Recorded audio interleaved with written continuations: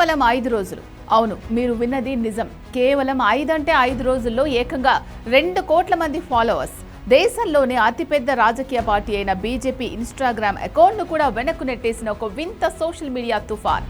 దీని పేరు cockroach Janata party. నిన్న మొన్నటి వరకు అసలు ఇలాంటిది ఒకటి ఉంటుందని ఎవ్వరికీ తెలియదు. కానీ ఈ రోజు దేశ ప్రధాని నుంచి సుప్రీంకోర్టు జడ్జిల వరకు, ఇంటెలిజెన్స్ బ్యూరో అధికారుల నుంచి సామాన్య యువత వరకు అందరి నోటా వినిపిస్తున్న ఒకే ఒక్క పేరు సిజేపీ. అసలు ఏంటి బొద్దింకల పార్టీ? ఇది కేవలం ఇంటర్నెట్లో నడుస్తున్న ఒక మీమ్ జోకా, లేక దేశాన్ని శాసించబోతున్న జెన్జీ యువత కొత్త విప్లవమా? ఈ పార్టీ వెనుక ఉన్న అసలు మాస్టర్ మైండ్ ఎవరు? ఈ వీడియోలో కాక్రోచ్ జనతా పార్టీ వెనుక ఉన్న పూర్తి ఇన్సైడ్ స్టోరీని, వారు ఏం చేయబోతున్నారు అనే అసలు నిజాలను చూద్దాం. కథలోకి వెళ్తే ఏ పార్టీ అయినా పుట్టడానికి ఒక బలమైన కారణం ఉంటుంది. ఈ కాక్రోచ్ జనతా పార్టీ పుట్టడానికి కారణం సుప్రీంకోర్టు సీనియర్ న్యాయమూర్తి జస్టిస్ సూర్యకాంత్ చేసిన కొన్ని వివాదాస్పద వ్యాఖ్యలు. కోర్టులో ఒక కేసు విచారణ జరుగుతున్న సమయంలో ఆయన దేశంలోని నిరుద్యోగ యువతను ఉద్దేశించి మాట్లాడుతూ, ఈ రోజుల్లో ఉద్యోగాలు లేని కొంతమంది యువత బొద్దింకలు, పరాన్న జీవులలాగా తయారవుతున్నారు. ఏ పని పాట లేక వీరంతా ఆర్టీఐ యాక్టివిస్టులుగా, సోషల్ మీడియా ఇన్ఫ్లుయెన్సులుగా మారి అందరిపై దాడులు చేస్తున్నారు అంటూ కామెంట్స్ చేశారు.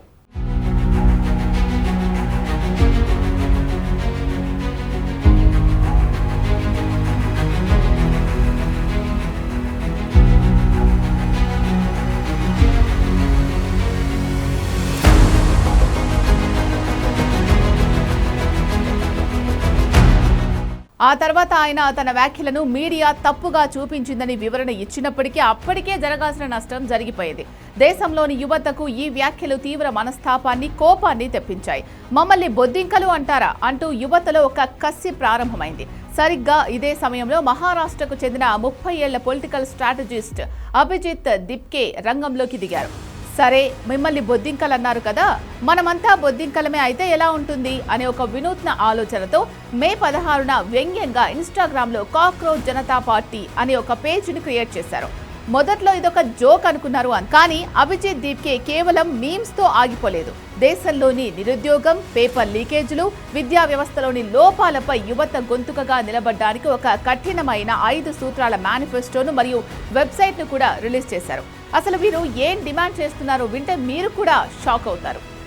డిమాండ్ 1, సుప్రీంకోర్టు లేదా హైకోర్టు జడ్జిలు రిటైర్ అయిన తర్వాత వారికి రాజ్యసభ సీట్లు లేదా ఎలాంటి ప్రభుత్వ పదవుల రివార్డులు ఇవ్వకూడదు.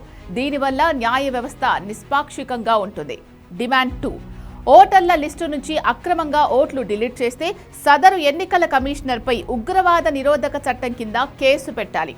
డిమాండ్ 3, పార్లమెంట్లో మరియు కేబినెట్ పదవుల్లో మహిళలకు ఏకంగా 50% రిజర్వేషన్లు కల్పించాలి.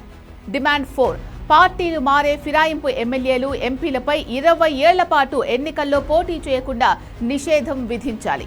డిమాండ్ 5, కార్పొరేట్ శక్తుల చేతుల్లో ఉన్న మీడియా సంస్థల లైసెన్సులు రద్దు చేసి స్వతంత్ర మీడియాని ప్రోత్సహించాలి. ఈ డిమాండ్లు వినడానికి చాలా లాజికల్గా, ప్రస్తుతం దేశంలో ఉన్న లోపాలు ఎత్తి చూపేలా ఉండడంతో దేశంలోని కోట్లాది మంది జెన్జీ యువత దీనికి కనెక్ట్ అయిపోయారు. లక్షల సంఖ్యలో వెబ్సైట్లో సభ్యత్వాలు తీసుకోవడం ప్రారంభించారు.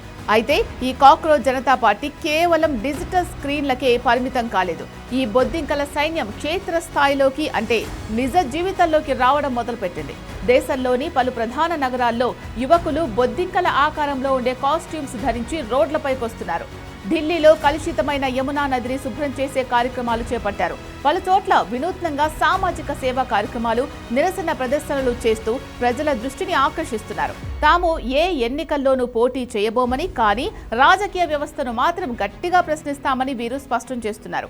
బొద్దింకలు ఎంత కష్టమైన పరిస్థితుల్లోనైనా బ్రతకగలవు, అణచివేసే కొద్దీ ఇంకా ఎక్కువ అవుతాయి అనే ఫిలాసఫీతో ఈ యువత దూసుకుపోతోంది. కానీ కథ ఇక్కడే మలుపు తిరిగింది. కేవలం 5 రోజుల్లోనే కోట్ల మంది యువత ఒకే తాటిపైకి రావడం, ప్రభుత్వంపై వ్యతిరేకత పెరగడంతో కేంద్ర నిఘా వర్గాలు అలర్ట్ అయ్యాయి. దేశంలో ఇంత పెద్ద వేవ్ హఠాత్తుగా ఎలా వచ్చింది?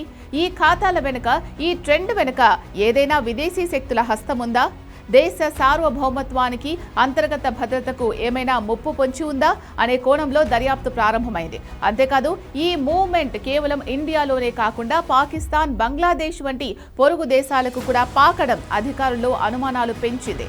దీంతో తక్షణ చర్యలు చేపట్టిన కేంద్ర ప్రభుత్వం ఐటీ చట్టం సెక్షన్ 69A కింద కాక్రోచ్ జనతా పార్టీకి చెందిన అధికారిక ఎక్స్ ఖాతాను భారత్లో నిలిపివేసింది. అయినప్పటికీ ఇన్స్టాగ్రామ్లో వీరి హవా మాత్రం తగ్గడం లేదు. వ్యవస్థలోని కుళ్లును కడిగేయడానికి తాము బొద్దింకల రూపంలో బయటకొచ్చామని, బొద్దింకలను అంత సులభంగా నలిపేయలేరని ఈ జెన్జీ సైన్యం గట్టిగా హెచ్చరిస్తోంది. అయితే మరోవైపు ఇది ప్లాన్డ్ పొలిటికల్ ఎజెండా అని కొందరు కొట్టిపారేస్తున్నారు. ఏదేమైనా డిజిటల్ మీడియా పవర్ ఏంటో యువత ఏకమైతే ఎలాంటి సంచలనాలు సృష్టించవచ్చో ఈ కాక్రోచ్ జనతా పార్టీ నిరూపించింది. మరి ఇది కేవలం కొన్ని రోజులు ఉండే ఇంటర్నెట్ ట్రెండ్ లాగా ఆగిపోతుందా, లేక దేశ రాజకీయాల్లో సరికొత్త విప్లవానికి దారితీస్తుందా? దీనిపై మీ అభిప్రాయం ఏంటో కామెంట్ సెక్షన్లో తప్పకుండా కామెంట్ చేయండి.